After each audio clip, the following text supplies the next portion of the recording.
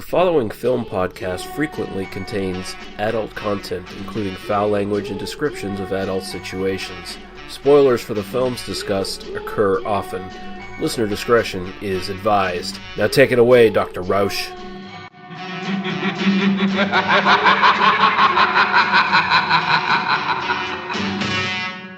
They must be destroyed on sight.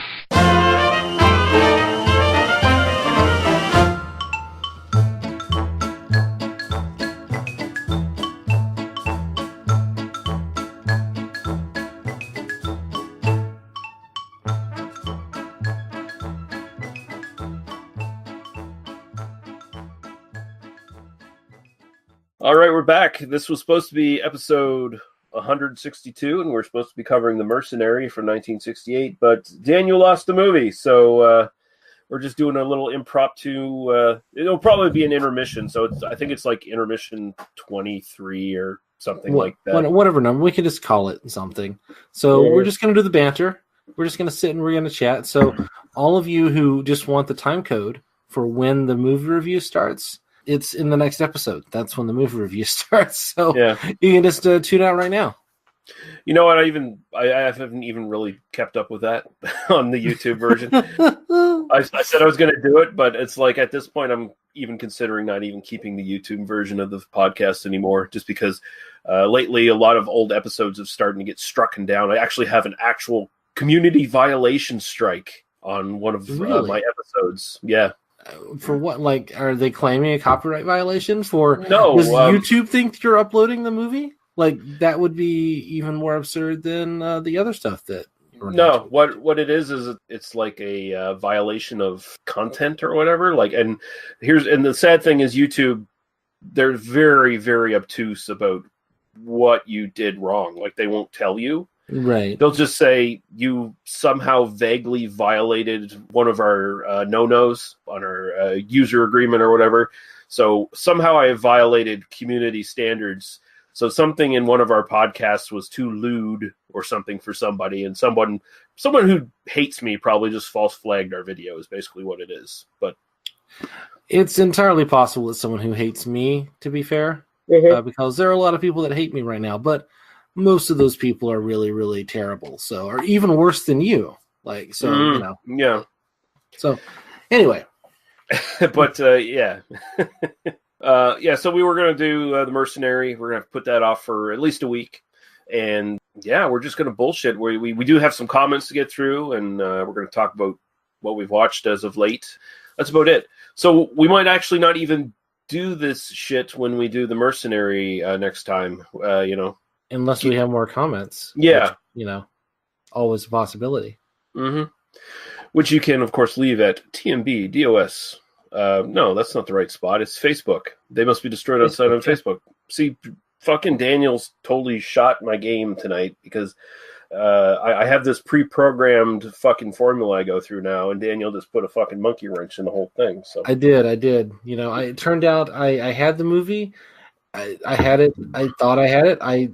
Somehow it got lost because apparently I just deleted it, and it's not streaming anywhere. I would have been happy to buy it. I would have been happy to spend the money to stream it and watch it, but it wasn't available in any way that I could get in less than 4 hours. So I feel it's on YouTube, not where I should see it. So no, weird. Anyway. We do. Lee's gonna send me the link now. It's like, too late now, motherfucker. Yeah, a little too late. Listen, we're doing like a live commentary.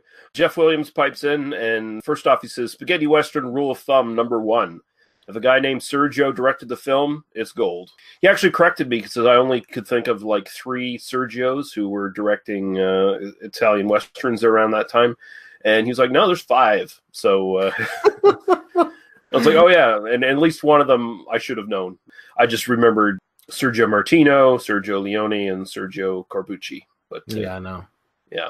Now he gives his recommendation of the week, which is Macon County Line. He says, subtextual themes of bigotry and xenophobia are brilliantly and subtly woven into a film masquerading as a drive-in exploitation road movie. You'll never look at Jethro Bodine the same way again. All right.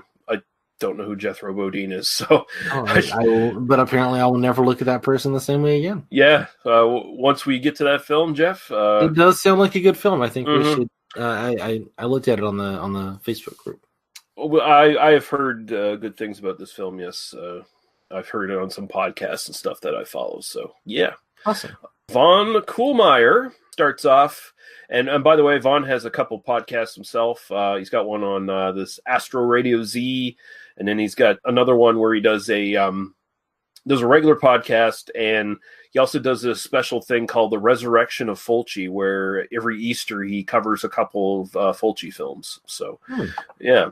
But he says, during your Greaser's Palace podcast, one of you guys, not me, by the way, mentioned that Robert Downey Sr. was dead. So, not true. He's very much alive at 83. That was definitely my mistake. The reason I made that mistake is because Paul Thomas Anderson was is presumably still a great friend of the man. During the making of Boogie Nights, he lost both his father and the guy who what's his name? He's Ghoulardi. He plays one of the characters in the film, and I had somehow connected that with Robert Downey Sr. in the moment, and thought Robert Downey Sr. had passed on. So yes, that's my mistake. I apologize. And then we have a YouTube comment. These are always the best. Yeah, this was on our Drive and the Driver podcast. Mm-hmm. And this is from someone called Vin D. Could it be Vin Diesel himself? I would hope so. I mean, he's fairly active on social media. It might be him. Sure, you never know. Yeah. No, it's possible. But here's what he says. Waste of space. Could have shown the actual movie instead of all this bullshit? Question mark? No, we could not have.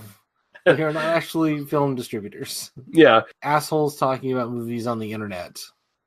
Mm-hmm. Here's my response to him.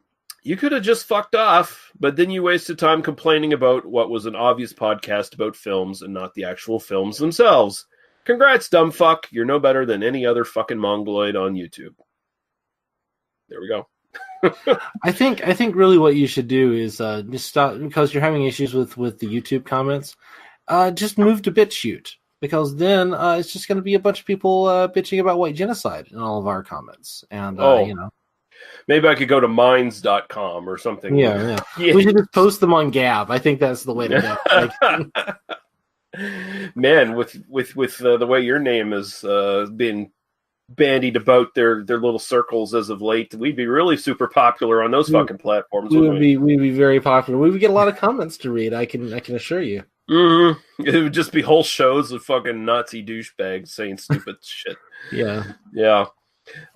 And Cameron Sullivan, who, by the way, was nice enough to provide us with this Microsoft Office document of a list of box office bombs, and now we have to figure out what exactly he wants us to do with it, because I'm not 100% sure, but we're going to look into it, Cameron, and if you want to respond on the Facebook group and give us a better idea of what you want us to do with this list, because it's a fairly large list. But thank you for doing that and compiling it for us, which is appreciated. It says, if we didn't have Bronson, Jack Palance would easily be the best of the 70s era tough guys who delivers almost every time. And this is it's in response to the fact that Palance is in both of the films we're going to be doing in the next little while. So yeah.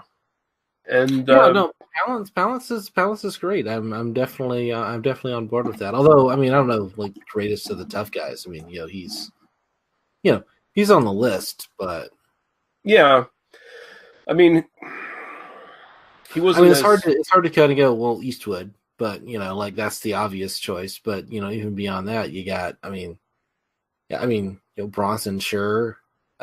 Bronson might be number one, but even that feels like, hell, Franco Nero would be, high up on that list, higher up than Jack Palance for me anyway, Or Lee Marvin, I think. Lee Marvin was where I'd sit, because it doesn't feel like, I'd have to go back and look at his filmography, but it doesn't feel like he was that prolific in the 70s, at least not as high profile. Like, you just didn't see him in as many things. Like a lot of his stuff was very bottom of the barrel B, as far as I can recall, for the most part in the 70s. So I mean, hell, Lee Van Cleef would be higher up for me. You know, like, I mean, you know, I don't know.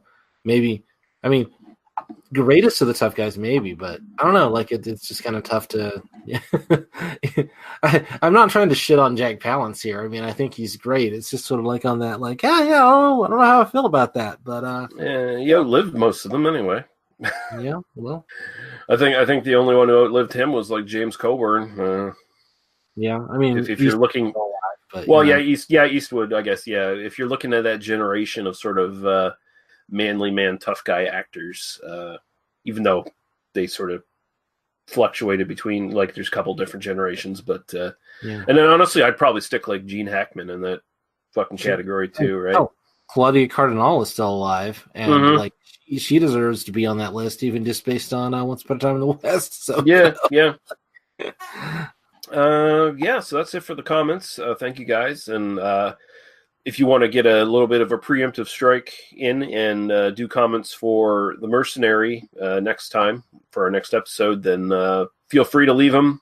And maybe we'll do Compañeros as well if we have the time to do. Yeah, it all depends on the schedule, because originally we were going to do Mercenary and Compañeros on this episode, but then I looked at how my work schedule changed this weekend. I was like, I don't have the fucking time to edit this shit, so because it's going to be a big episode. So yeah, but we'll see. Yeah, a lot of the issue lately, and I do apologize for some of the like scheduling conflict, but like we've both been very busy lately, both with work and personal life stuff, and so it does, you know, this is the fun. This requires virtually no effort kind of podcast, and so you know, that's what makes it fun for us and hopefully for the audience. But it also means like, I can't be bothered to do this right now if it requires work. So. I will mention that the second episode of Cape Shit should be out in the next few days. So it should be out right around the same time you hear this podcast. And we did The Incredible Hulk. Yep. The bastard stepchild of the MCU. Yeah. So the one nobody likes except for like us, the three of us that were on that podcast, all quite liked it. So yeah, we had special guest, our friend Kit Power, who's been on the show before, on that, and it's an excellent podcast. I just haven't finished totally editing everything yet, so that should be done by Monday when you hear this. So there you go. So I think really what's going to happen now is that Kit's going to write an entire book about the Hulk, and it's going to be based completely on like he came onto our podcast, and now, you know, like this is how Kit's going to get writing work now, is coming on this podcast and talking about something. So well, maybe we should pick your projects well, Kit. Maybe we should take up Jay Deering's request and do Sallow, and then we'll get Kit in a Sallow book coming on. You know. We'll get Kit to write about like kids eating shit. Kids eating shit out of metal bowls and having scalped. That's the yeah.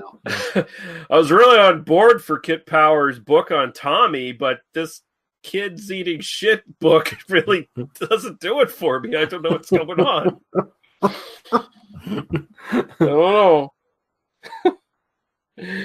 Oh man. Okay, so we're gonna take a quick break. We're gonna play some music and probably some podcast promos, and we'll come back and talk about what we've watched in the last little while, and that'll probably end off the show. Sure.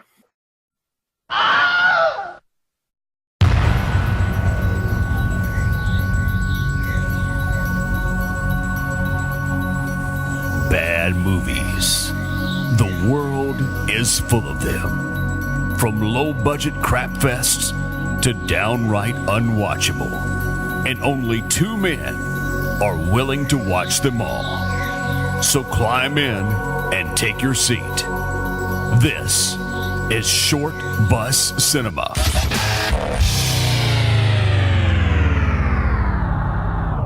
Let's do it.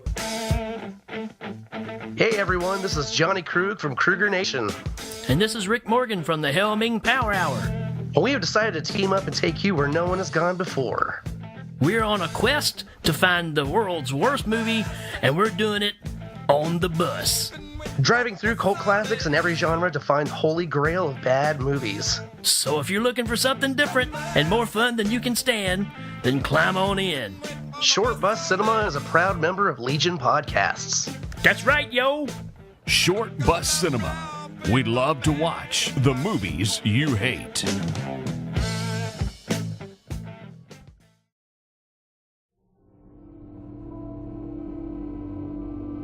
Looking for something different in your podcast library? Then why not check out the podcast Under the Stairs? I'm the host Duncan McLeish, and joining me each week will be a special guest as we examine some classic, old school horror favourites, as well as some modern classics. That's not to say that we don't tackle some of the, let's say, more questionable entries into the horror genre. And if all that wasn't enough, we have a subset of shows called Baz v Horror, where our horror novice, the Baz, tackles horror in all shapes and forms to see who will come out victorious. So what are you waiting for? The show can be found at podcastunderthestairs.wordpress.com and on Stitcher and iTunes. The Podcast Under the Stairs is a proud member of Legion Podcast Network. This is Duncan McLeish from Under the Stairs, signing off.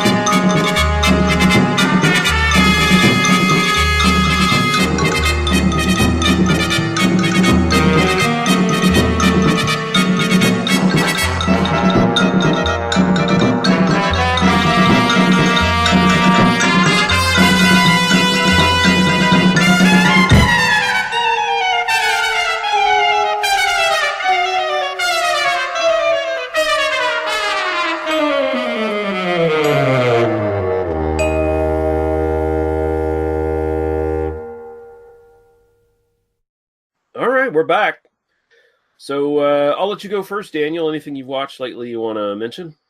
Sure. I actually want to mention something I haven't watched yet, but I'm really curious about that showed up on Netflix recently. And that is, there's an extended edition of The Hateful Eight, but they've split it into 4 parts. Really? They're treating it like a TV miniseries or something. And I think that this is like an interesting thing that I've seen people kind of talk about, like maybe it's in like selected markets or something.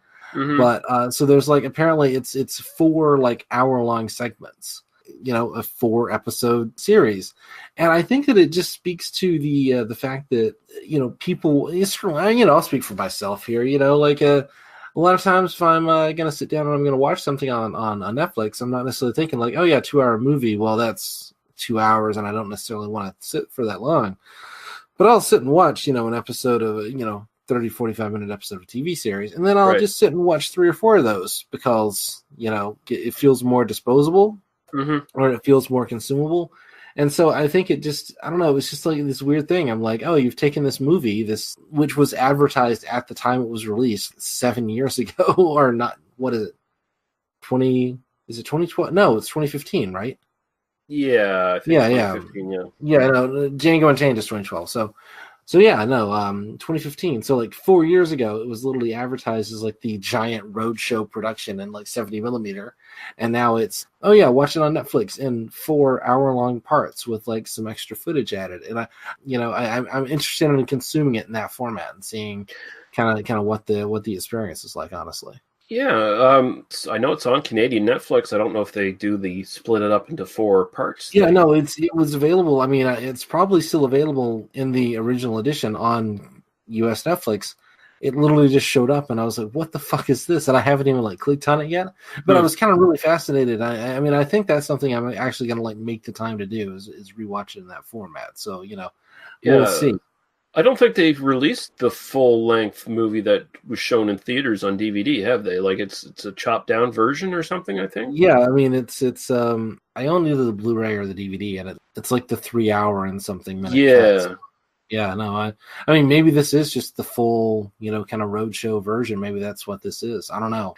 I literally did no work on it. I just saw it yesterday and went like, well, that's interesting. Do that, and well, it makes sense because I'm pretty sure when they actually were doing the roadshow thing with it, they had intermissions, right? Like there was, right. Yeah. So. I would imagine they would kind of do it as like a kind of like a 2 hour segments with kind of like a 20-minute intermission or something in between. Yeah, it's interesting that these streaming platforms are experimenting with kind of different ways of kind of delivering content. I saw somebody just kind of talking on Twitter that they there was like this TV series, quote unquote, that was like composed of like 6 15 to 17 minute episodes. And no, this is an indie film. They've just made it into some like TV thing. And I think that does like affect the way we consume these things. I think it's just interesting to kind of think about, like, because so much of like kind of what we look at is so much of the stuff that we look at is kind of like, yeah, there's 30 good minutes in this like 90-minute movie, and that's kind of worth following. But then there's a lot of stuff that's kind of like, yeah, no, if I could just watch that like a little like good 20 minutes in the middle, like I'd be perfectly okay with that. So yeah, I don't know. It's kind of a weird headspace to kind of enter with these kind of things. Yeah, did you see that series that's on Netflix right now? It's the I guess it's Love, Death, and Robots or something along those lines. I have been wanting to watch that. I have not actually seen it yet, but it's like this anthology series. It's sort of just, I don't know. There's some really good stuff. Netflix, like the Netflix model gets a lot of shit right now because it's sort of like it's designed to just addict you and kind of suck you in and make you do, just kind of make you keep consuming content until you die of a heroin overdose or whatever. But also, they do things like that, or they do things like Russian Doll and stuff that's really kind of innovative and stuff that really is kind of giving creators the space to do something interesting. And I still think there's room to grow. There's a lot of like really interesting stuff being done. And I don't know. I saw it and I thought, I have no idea what Tarantino's like kind of involvement in that is, or kind of where that went. It's just sort of, I don't know. I'm probably going to click on it here in the next few days and give it a look. Anyway. Yeah. I did actually watch something, all right, as opposed to just talking about something that I didn't watch, but which brought up thoughts in my head. I rewatched the Get Smart movie, the Steve Carell Anne Hathaway film. Have you seen this? I've seen bits and pieces of it, but I didn't. I saw it theatrically. I really liked it as kind of a goofy. It's very much like that era of like action comedy. Just kind of on that kind of like baseline, enjoyable kind of thing. It holds up pretty well. I'm a big Anne Hathaway fan for a whole lot of reasons, and I think she's just unspeakably gorgeous, like just kind of impossibly attractive. You shouldn't even exist as a human being, and so I'm kind of inclined to anything that she's in. I'm like, yeah, I'm probably going to get something out of this, but she's really good at it. I think she's really funny. She's obviously very sexy.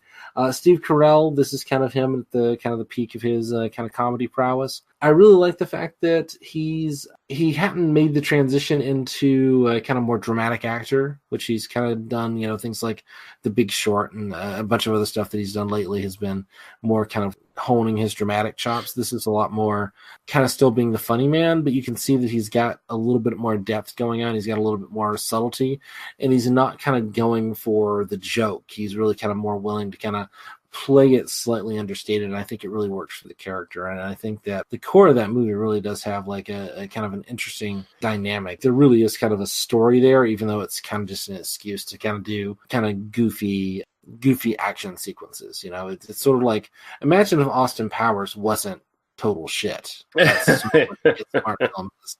And I wish we had more than one of them. Like, I could totally see like a sequel that would not be as good as the original, but would be all right. Also, Dwayne Johnson, The Rock, he's in it and he's very funny. So for some reason I thought there was a sequel. No, there was like a side movie with two characters, like two side characters. Oh yeah, there was like this like online only or like direct to video or something. Like there was, like there are these two guys, and one of them I think is the guy who played Hero from Heroes. I may be completely mistaken there, but I never watched Heroes. But no, there was like this. I don't think it got theatrical release. I think it was just sort of like an online. There was kind of a little spinoff there. I mean, I think they thought this was going to make like enough money to sort of, kind of justify a franchise, but unfortunately, it did just kind of like it. I mean, it made some money. It did the thing it was going to do, but not really. It wasn't like successful enough to really kind of justify more going on. It's that era of filmmaking that's just been like completely crushed by the kind of giant franchise model at this point. So I thought it was kind of amusing and entertaining. I enjoyed the rewatch. Probably won't be rewatching it often. There's some really cringy stuff in it, particularly around sort of the fat politics and stuff that was not fun. But pretty good. Oh, one more I'll just mention. I've been rewatching some comedies lately. I have said on this podcast before that like Dodgeball, a true underdog story, one of my like favorite films of its kind, like in terms of like goofy comedy. Oh my God. I tried to rewatch that. Like I watched the first like 7 or 8 minutes of it and turned like it is very dated. Like it just feels like, oh God, I cannot even like begin to watch this anymore. It's just so of that moment. And I still remember loving it, and I loved it then, and I don't feel bad about loving it then, but my God, have we moved so much further from that like style of comedy in the last 15 years. Anyway, that's all I got. Yeah. One thing I'll mention that I watched, I did watch a really good cam version of Endgame. Yeah. Yeah, but it won't be a Bobby Fischer movie? No. But I won't be talking about that until like probably like a year and a half from now. Something like that, yeah. I'll just say it was really good, and I'll leave it at that. Okay, fair enough. Won't go spoilers or none of that shit. But it was funny because it was a cam version, one of the better cam versions I've ever seen, where it's like almost HD in quality, and you could count like all the Chinese people in the theater who periodically get up to take pee breaks. It's so long, right? Yeah, so that was kind of amusing. I kind of think like it would just be funny for them to put that as like a DVD extra, like grab one of these cam versions, because who's going to sue them, right? And then throw it on one of their bonus discs. Here's the cam version of Endgames. See if you can play the pee break game and take a drink. I think there is a sort of like, I really love the idea of like packaging some of these like big event pictures with also sort of the online culture surrounding it, so that you can. So I mean, so much of the joy of seeing these is kind of seeing them like opening weekend or seeing them like the midnight showing or whatever. And I mean, the idea of like kind of filming one of the audiences, of like kind of seeing it from the back and kind of getting the sense of like actually watching it with an audience again. Well, I can sort of see like there's a place for that, Well, I think both Robert Rodriguez and Tarantino have included on some of their films a commentary track where it's basically the live theater reaction, and you watch the film along with that with that going. And I've played that. I think it was with it was with the Grindhouse films. Oh yeah, it was. Yeah, and that was quite the experience. I liked it. It was kind of neat, like sitting in your room in the dark with the big screen and watching it. And you got the audience background music. It's probably even more effective if you got your speakers all set up, around you and shit, surround sound. But it was kind of neat. I could see doing that with headphones. I think that would be a really fun thing to do. So that you're kind of immersed in it. Yeah. The one thing I did watch... It's funny that we've gotten to the point in terms of like pop culture, like analysis, where it's like, imagine like getting to like capture the experience of like leaving the house and seeing a movie with like other human beings. Imagine like that experience without having to actually deal with the human beings. Yeah.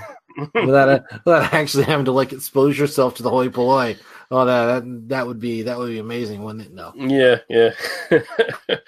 The other thing I'll mention is a film from 2017 called Revenge. It's a French film.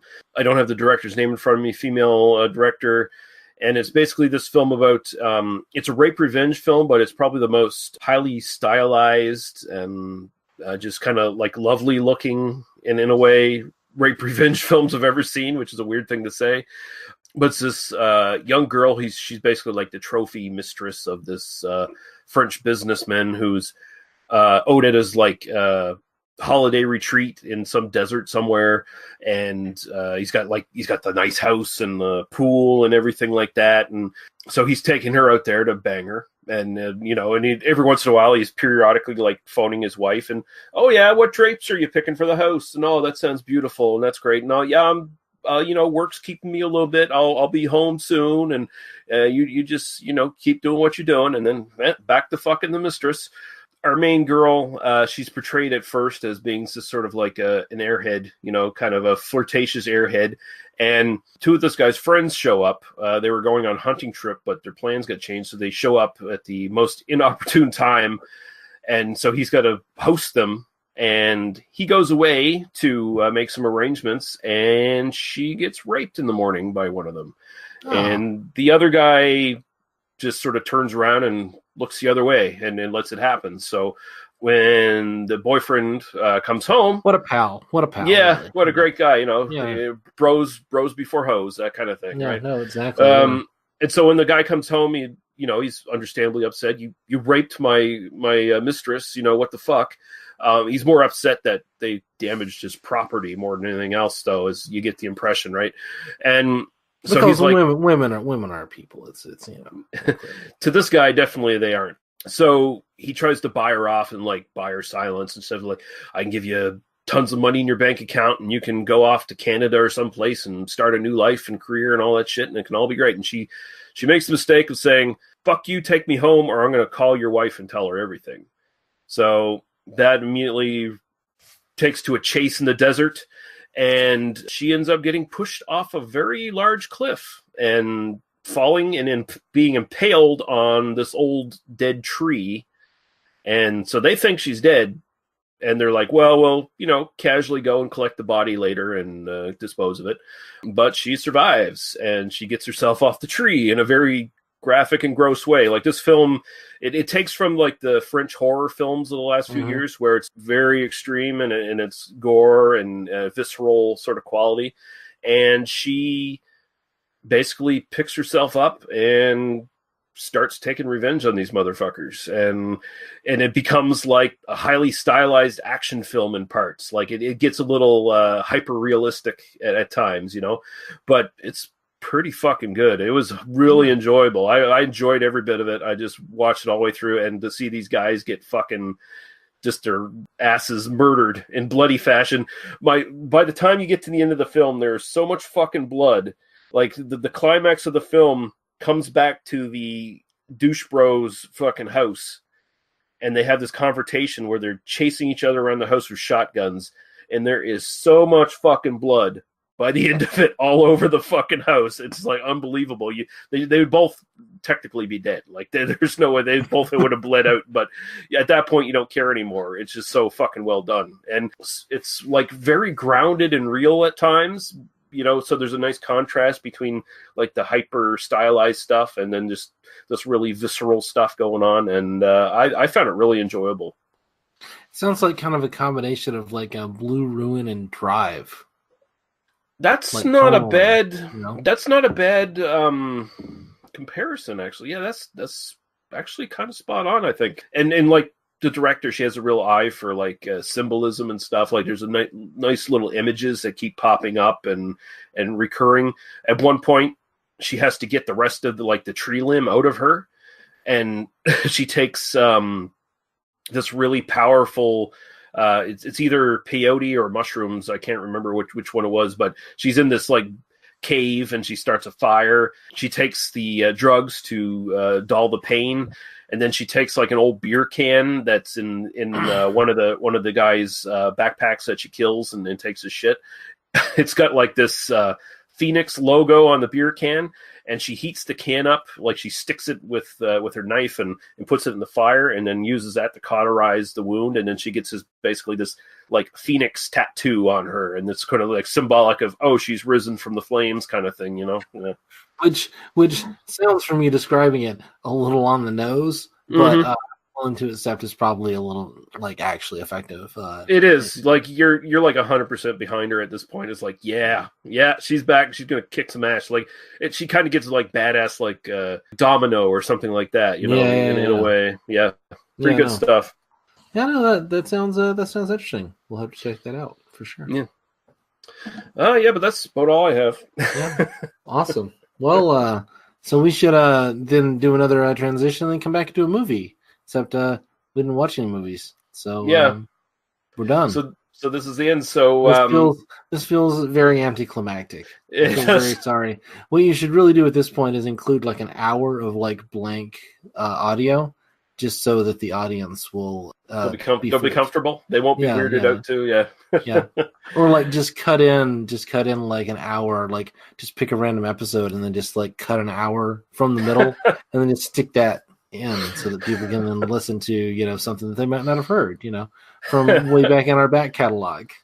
Some obscure like 15 minutes of us talking about like Oasis of the Zombies or something like that. That was a good episode, I thought. Yeah. But yeah, Daniel, tell people where they can find you on the interwebs. You can find me on Twitter. I'm at Daniel Lee Harper. You can find the main thing I'm doing right now is I'm talking about really terrible people, genocidal racists on the internet, and you can find that at idon'tspeakgerman.libsyn.com. Yeah, I'm doing that with my buddy Jack Graham. I assume if you're listening to this podcast, you know what that is, so you know it's fine. Go check it out if you're not aware that I talk about Nazis a lot. Yeah, he just did a good episode on Stephanie Manure there, or Stefan Manu, whatever the fuck his name is. Stefan Molyneux. We just, we basically, where I giggled through his, you know, it's funny, like, people wanted me to do that one, and I went, oh, sure, I can do that. Like, that's fine, you know, it's worth doing, you know, sure. And literally, as I was, like, prepping for it, I'm just like, how do you, this guy is so ridiculous, how do you? Yeah, just sit there and giggle at the pseudo intellectual and just he's such a fool. It's not even worth like, you know, really giving him the effort. But it's there. That was a fun episode. Most recent one we discussed the Errol Morris documentary Mr. Death, and talking about Holocaust denial. And that was part one of a two-parter. So you know, they're you know, some of them talking about how ridiculous Stefan Molyneux is. Other ones, you know. How people pretend genocide didn't happen. That's, you know, that's just the nature of that podcast. You know, even the fun ones have like, you know, a dark ulterior heart, you know, in them. So this is my goof off thing that I do when I'm not doing that podcast. So you know. This is the cool down from talking about shitty people. Yeah. So you can find us at tmbdos.podbean.com, where you can find all their requisite links for Apple Podcasts, YouTube, Facebook group, all that good stuff. And we will be back next time with either just The Mercenary or The Mercenary and Compañeros. We'll see. But until then, what have we decided to do? Or maybe we'll just do another bullshit session like this one. Like, you know, why not? But thanks for listening, guys, and we'll see you again soon. Goodbye. Cheers.